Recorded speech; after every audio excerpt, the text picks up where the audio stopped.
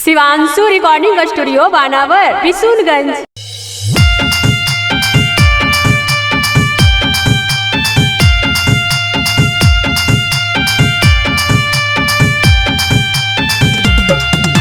Music by Aryan Abhishek.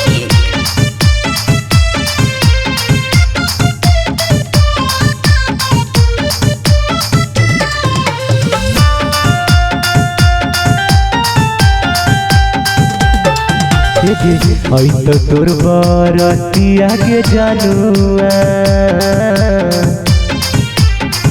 आई तो तोर बरतिया के जानुआ, छूट जीत ही दिन साथिया गे, छूट जीत ही दिन साथिया गे, केकरा बनई के जानुआ,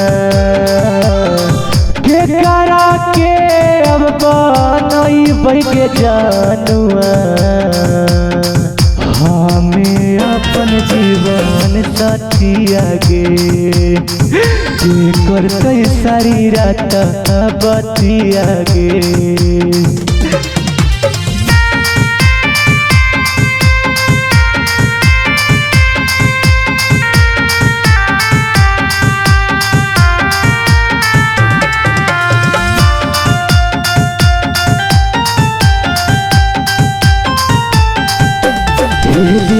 पहले तू हमर हनी हो जिमी दूसर के गे, हमारे सामने जइबी कैसे डोलिया में चढ़ के गे।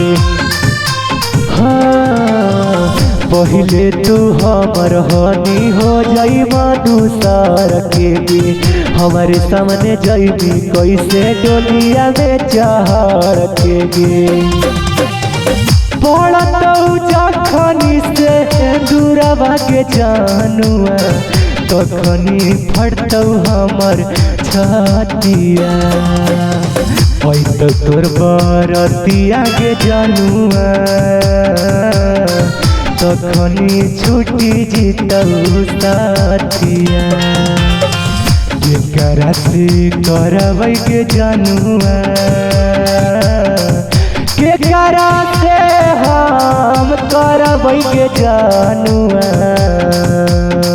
जागी जागी सारी रात बतिया।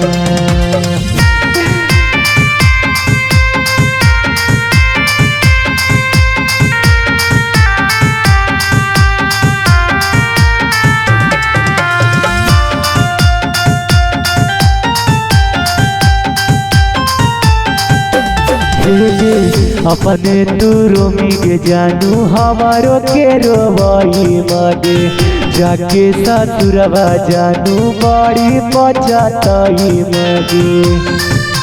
हाँ अपने तू रोमी के जानू हमारो के रोवाई मागे, जाके ससुरवा जानू बड़ी पचाताई मागे।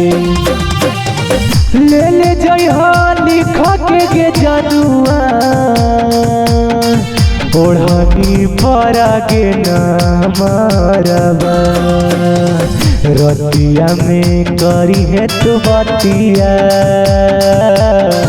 रोतौ बड़ी तोर लाभरबा। ले ले जइहा लिख के जानुआ, ले ले जइहा लिख के जानुआ, ओढ़नी पर के नामरबा।